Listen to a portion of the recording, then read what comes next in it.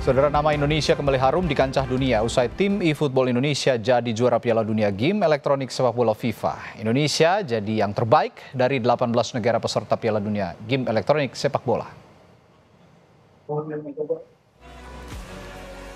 Indonesia menjadi juara Piala Dunia Game Elektronik Sepak Bola yang digelar FIFA di Arab Saudi. Di partai final, Indonesia menundukkan Brasil setelah merebut 2 dari 3 game yang dipertandingkan di final. Duet Rizky Faidan dan Elga Cahya sempat tertinggal 1 gol pada game pertama. Namun di menit-menit akhir, keduanya bisa membalikan keadaan dengan skor 2-1. Di game kedua, Indonesia sempat unggul 2 gol, meski akhirnya Brasil bisa menipiskan skor menjadi 2-1. Dengan skor besar 2-0, Indonesia dinobatkan sebagai juara Piala Dunia FIFA eWorld Cup 2024. Yeah, of course it's so special for me. I've won everything in my career except the World one before, but today finally, Alhamdulillah, today is the day for me to be the world champions. Yeah, that's so special for me. Yeah, of course I want to say for all Indonesian fans, for PSSI, for Bang Putra, for my teammates, also for the sparring partners, Aziz, Elul, Widi, Baim, Yaman, Ferry, and also the coaches, Bang Kiwa dan Coach Andi. Thank you guys. You guys were so superb. Thank you. Di Piala Dunia 2024 eFootball versi konsol, Indonesia menurunkan Rizky Fadian, Elga Cahya Putra, dan Akbar Paudi. Timnas eFootball ini sebelumnya menjadi kampiun Asia atau juara AFC E-Asian Cup 2024. Di partai puncak, mereka mengalahkan Jepang. Total ada 18 negara yang ikut kejuaraan dunia FIFA eFootball 2024. Di babak grup, Indonesia tergabung bersama Malaysia, Spanyol, Belanda, Polandia, Korea Selatan, Prancis, Inggris, dan India. Di penyisihan grup, Indonesia hanya kalah 1 kali dari Spanyol. Di perempat final, Indonesia mengandaskan Maroko, kemudian di semifinal menggilas Turki. Gelar Piala Dunia FIFA eFootball 2024 bukanlah yang pertama diraih tim eFootball Indonesia. Pada September lalu, Indonesia juga meraih gelar juara dunia FIFA eWorld Cup 2024 Football Manager. Sementara pada Februari, Indonesia menjuarai AFC E-Asian Cup 2024 di Qatar. Selain trofi piala, tim eFootball Indonesia juga mendapat hadiah $20.000 Amerika Serikat atau sekitar 320 juta rupiah. Lalu seperti apa perjuangan timnas eFootball Indonesia meraih gelar Piala Dunia Game FIFA? Kita sudah terhubung dengan manajer tim eFootball Indonesia Putra Sutopo dan atlet eFootball Indonesia Akbar Paudi. Selamat malam waktu Indonesia, Bung Akbar, Bung Putra. Selamat malam. Iya, saya ke atletnya dulu deh nih ya, Bung Akbar Paudi. Waktu pas ikut kejuaraan dunia ini, bagaimana sih sebenarnya bisa mempersiapkan tim menuju kejuaraan dunia? Kita pengen tahu dulu nih ceritanya. Untuk persiapan kita kemarin lumayan panjang ya, apalagi kita punya beberapa 2-3 minggu lah untuk training center latihan itu untuk menyatukan chemistry. Dan mungkin kita kemarin persiapannya itu tinggal nambah-nambahin untuk kayak finishing, nambahin lagi kayak chemistry kita, karena kita kemarin sudah sempat juara di AFC di Asian Cup di Qatar. Ya itu aja. Oke. Ini jujur ya, Akbar, saya juga gamer tapi gamer ecek-ecek nih, bukan yang serius kayak dirimu. Tapi saya ngeliat tuh ya, permainan semalam tuh, saya pengen juga mengulas permainan semalam. Saya ngelihat dari babak awal sampai babak akhir. Kalau awal tuh masih bermain dengan mencoba main wide, mengolah bola di tengah. Tapi kok pas udah mulai 1-1 nih kan, Brasil unggul dulu nih 1-0, terus kemudian 1-1. Ini kemudian banyak long ball sekarang mainnya pas menit-menit akhir. Itu kenapa tuh? Kalau untuk itu ya Mas, faktor di game itu emang kalau main bergu itu kebanyakan pasti bola-bola atas terus long ball. Oh gitu ya, oke. Ya, yang momennya pasti lewat bola atas long ball. Oke, karena beregu ya dan satu Ya. konsol itu dua joystick yang dipakai ya. Ya betul. Oke. Karena susah build up-nya. Kalau kayak single 1v1 bisa lah build up. Oke, Cuman kalau oke, kayak oke. main beregu gitu kayak susah. Ya, ya, chemistry-nya juga harus kuat kalau memang mau main ya, betul, tiki taka misalnya kayak gitu ya. Makanya nggak bisa yang paling bisa. aman adalah long ball. Oke, baik. Ini yang baru saya ngerti sebagai gamer juga. Wah, kenapa mainnya long ball nih begitu tadi malam. Oke, saya ke Bung Putra. Bung Putra, ini kesiapan kejuaraan dunia tadi sudah dijelaskan juga oleh Akbar begitu. Kalau sekarang dengan titik bahwa Indonesia sudah juara dunia, apa langkah selanjutnya kira-kira yang ingin dioptimalkan lagi?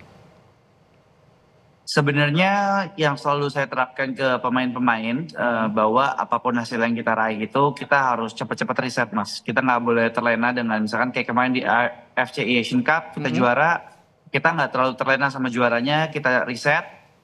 Dan sama halnya kayak sekarang juga juara dunia, kita juga riset, Mas. Jadi kalau ditanya target ke depan, target kita nggak cuma mau juara satu kali aja, Mas. Target kita mau mendominasi di setiap kompetisi yang akan kita ikutin ke depannya.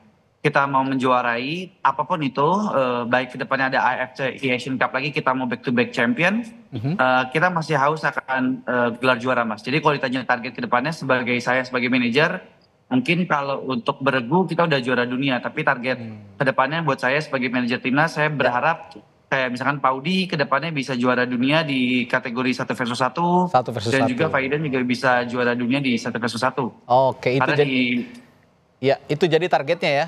Bisa juara dunia di Betul. one on one gitu ya. Betul, sebenarnya Oke. ya kalau untuk kejuaraan dunia ini kan pasti setiap tahunnya ada terus ya, Mas ya. Dan pasti targetnya kita nggak cuma mau satu kali juara dunia terus habis itu selesai lah. Ya. Kita nggak mau kayak one season wonder gitu lah. Kita Yes. maunya ya setiap kompetisi kita bisa libas semuanya, seperti itu sih, Mas. Mantap. Oke. Jadi kalau pertanyaan selanjutnya, apa bedanya game konsol yang biasa dimainkan dengan game konsol yang tadi malam menjadi juara dunia? Ya itu ya, ada game konsol yang one on one, ada yang juga beregu begitu ya, Bung Putra ya, kalau bisa dijelaskan. Betul, Mas. Oke, nah ini juga banyak mungkin pemirsa di Kompas TV juga yang belum paham sebenarnya. Kita jelasin dulu bahwa yang semalam itu adalah beregu, tapi untuk Indonesia target ke depannya ada juga yang one on one. Nah itu yang bisa dicanangkan targetnya untuk jadi juara dunia. Tapi kalau ngomongin taktik, Bung Putra, taktik hingga gaya permainan, apakah selalu sama di setiap pertandingan kalau untuk beregu? Sebenarnya gini, Mas, untuk di kejuaraan dunia ini tuh kita udah mempersiapkan berbagai macam strategi ya. Karena kebetulan aku di sini sebagai head coach, tadi mungkin ada salah penyebutan, aku bukan manajer. Oke. Mohon maaf jadi ya, kami koreksi ya. Head coach yang dari timnas ya. Betul, jadi aku Oke. head coach dan dibantu ada 2 coach lainnya juga. Jadi kita sudah menyiapkan strategi, Mas, karena kita ini kan salah satu juara di AFC Asian Cup ya. Dan kita di AFC Asian Cup ini kan cuma mengalami 1 kekalahan ya, Pak, kalau nggak salah ya, di grup stage ya. Dan kita cukup yakin bahwa kita akan jadi spotlight lah. Makanya kita udah menyiapkan berbagai macam strategi. Salah satu strateginya adalah kalau mungkin teman-teman nonton, kita itu di grup stage pasangannya ganti-ganti, Mas. Oke. Kita tuh di grup stage pasangannya tuh ganti-ganti, bahkan di knockout stage aja tuh sempat ganti-ganti ya, Paudi ya. Terus ya. Kita rolling terus. Nah, kenapa kok kita rolling terus? Kita mau menunjukkan bahwa pasangan siapa aja yang kita pasangkan, kita tetap bisa mendominasi dan bisa memenangkan pertandingan. Sehingga biasa. menyulitkan lawan untuk menganalisa seperti Oke. apa permainan Indonesia. Karena setiap pergantian pasangan atau bahkan pemain, itu pasti punya karakteristik yang berbeda-beda gitu. Nah, Oke. Oh, itu sebenarnya sebabnya. Jadi taktik lawan juga sulit membaca sulit membaca permainan kalau memang pasangannya ganti-ganti ya.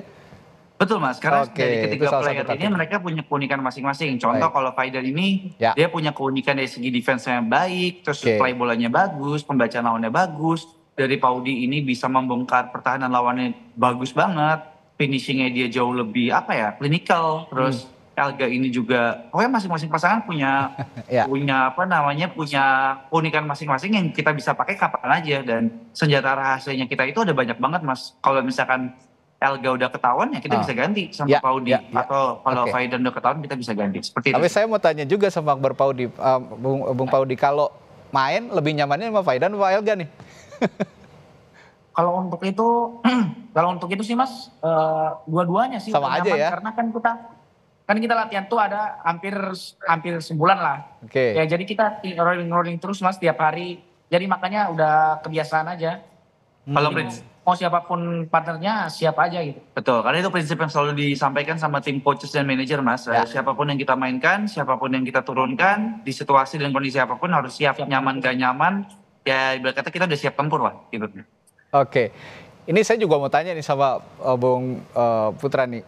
Katanya ada salah satu player juga, salah satu pemain juga yang tumbuh kembangnya justru dari rental konsol, apa bener ya? Sebenarnya kalau dibilang kayak gitu hampir gini Hampir sih, semua? Mas. Rental PS itu tuh apa ya, menjadi pintu utama mungkin ya. Oke. Pintu utama ya. Karena saya sendiri pun juga bukan yang lahir dari rental PS, tapi usaha saya kompetisi. Saya kan juga punya liga gitu ya. Ya. Nah, awal mula sebelum jadinya liga ya saya buat kompetisinya di rental. Jadi mungkin Oke.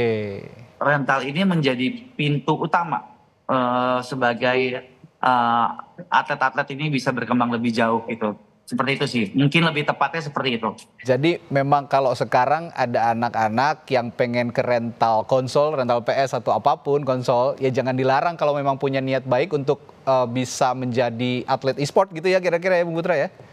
Betul Mas, ini 3 orang ini termasuk saya juga dulunya ya bisa dibilang dari rental ya. Rental ini salah satu pintu utama kita semua lah untuk bisa mencapai di titik sini gitu Mas. Ya asalkan diarahkan juga oleh orang tuanya dan membagi waktu dengan tentunya tetap harus menempuh studi gitu ya, menempuh akademi yang baik.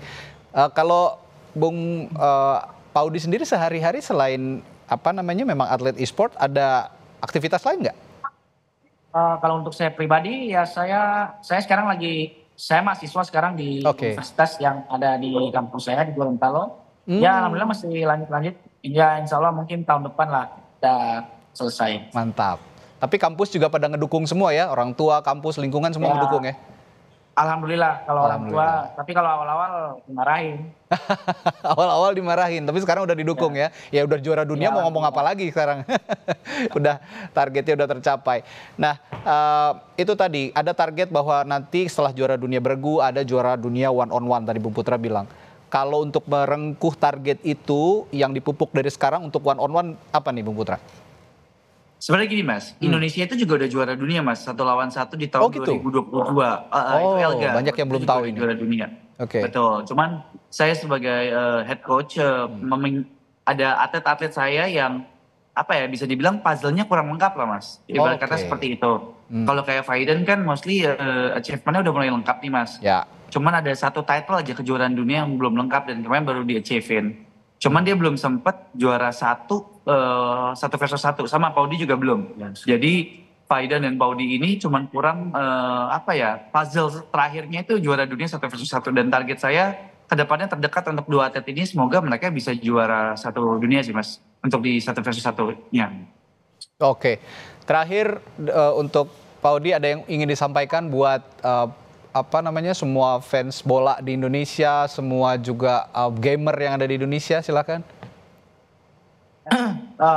Untuk itu saya mengucapkan kepada seluruh jajaran yang sudah mengurus kita, bertiga, dari head coach, dari coach analis, dari manajer yang sudah urus kita dari pas training center kemarin, khususnya untuk PSSI ya, yang kita bertiga terima kasih banyak sudah memfasilitasi kita selama hampir 1 bulan lah untuk persiapan kejuaraan dunia ini dan alhamdulillah kita mendapatkan hasil yang sangat maksimal di tahun ini.